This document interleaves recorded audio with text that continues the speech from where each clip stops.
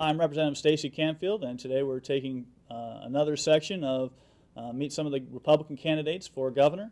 With me today is Lieutenant Governor Ron Ramsey. Good to be here, Stacey. I love doing shows like this where we can kind of get the word out to the public about what's going on. Obviously, being a gubernatorial candidate, anytime you can get me on a television show like this, I'm tickled to death, okay? Well, great. Well, tell us a little bit about yourself, a minute or two. You got it. I was born and raised in Northeast Tennessee. Born and raised on a small farm, grew up literally milking cows and raising tobacco and stuff like that. Went to college at ETSU, worked my way through college. My mom and dad actually got divorced my senior year of high school, and I worked my way through college. I graduated college with a surveying degree, and so I became I worked for a surveyor for 2 years. I had to do the apprenticeship, and got my license when I was 25 years old. My license came in on February the 14th, 1981. I went in on Monday morning to my employer and said I quit. I want to be self-employed my whole life. So when I was 25 years old, I started a surveying business. And then I started doing a lot of surveying for auction companies, and I kind of figured this out after a while, Stacey. I'd be out there all week kind of fighting the bees and the snakes and the briars and the ticks. And if I had a great week, I might make $1,000. Then they'd come in on Saturday morning and make $10,000. I said, I'm on the wrong end of this deal. so I decided I'm going to get my auctioneer's license. It'll be a whole lot easier. And so I got my auctioneer's license, started my own real estate and auction company when I was 30 years old, 1986. Had both businesses for a while, and then ended up selling my surveying business to a fellow that worked for me since I started. He'd been with me for 10 years.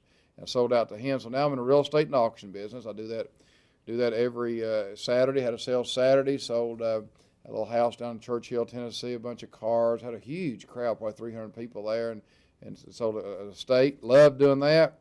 It seemed like whatever I got into, whether it was the real estate business or whatever, I kind of worked my way to the top. And in 1992, I was president of the Bristol Association of Realtors. I got elected by my peers to be the president, and went to Nashville for Realtors Day on the Hill. And you and I know, Stacey, I think they have a day on the Hill for everything. Yeah, they have Nurses Day Day on the Hill. Definitely. Somebody's down. So I was down for that.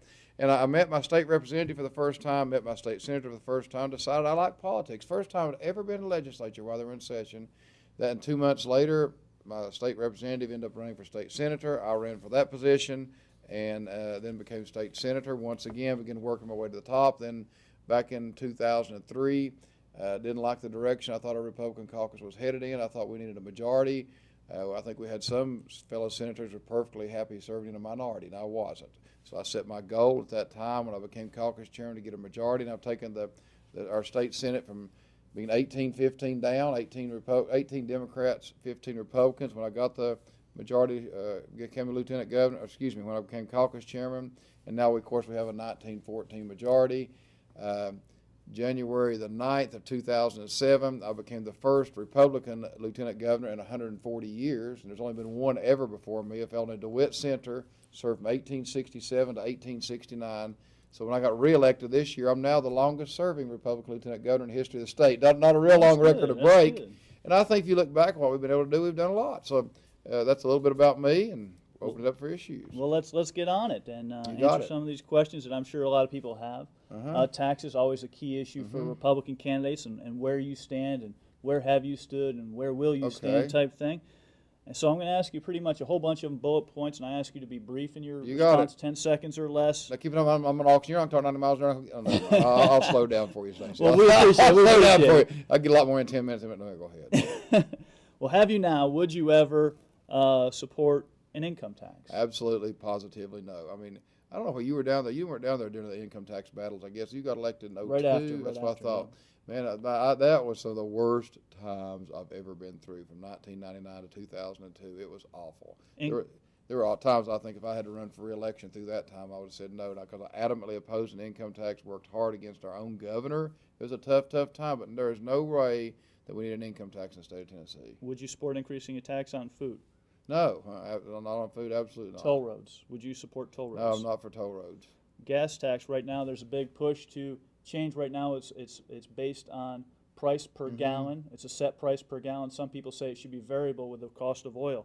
Would you support changing it, or changing it to a percent of the sale price of gasoline? Would you support any sort of change to the current system? I may support some kind of change, so that's wide open. But I will admit that we've got a problem in gas tax. Like if you take me just a second to explain that, I'm not for an increase in the gas tax, but at the same time, theoretically, Stacey, you should never have to have a tax increase on property tax. I mean, the last time gasoline tax was raised was 1988, 20 years ago, 21 years ago now, and a $100,000 house in 1988 is now a $300,000 house. The same house, you're collecting 3 times the amount of taxes on it.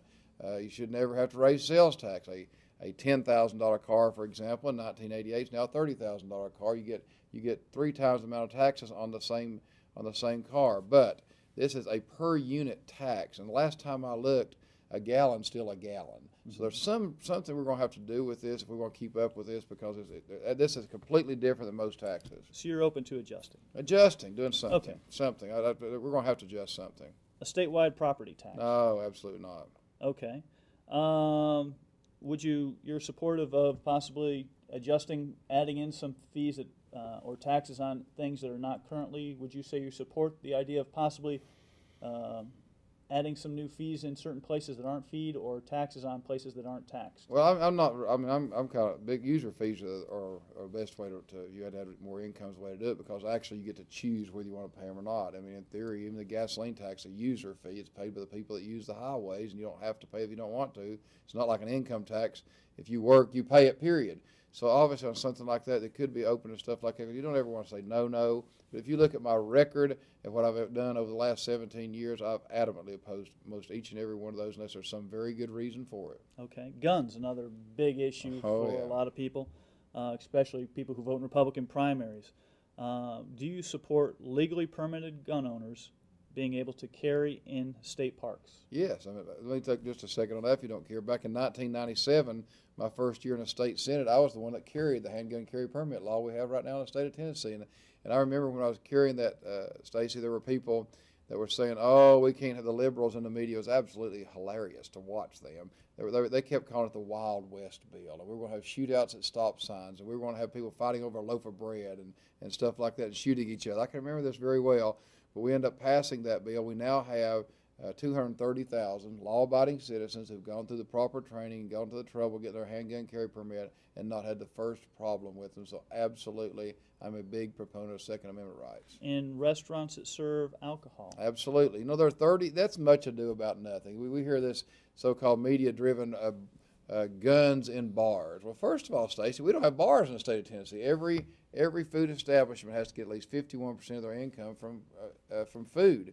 So we don't have so-called bars. I go to South Dakota pheasant hunting out there, and you drive down the road, and we pulled into a place just to get a soft drink or something. They're bars. All they have is alcohol. So I'm 100% in favor of that. Again, 33 states have this law, and not one documented case of this being abused. So once again, much ado about nothing, very media-driven. In local parks? Yes, in local parks, I'm fine with that too. I am. Would you support opt-in, which says the local communities have it's already out, but if they choose, they can vote it in, or opt out where they've already? I'm for opt-out. I'm for opt-out. No, we need to make a blanket statement for the state. Now, obviously, I'm a big local control kind of guy, a property rights kind of guy. Because the one I do struggle with is something about having guns in your car on private property. That's a tough one. I think we'll work through that next year.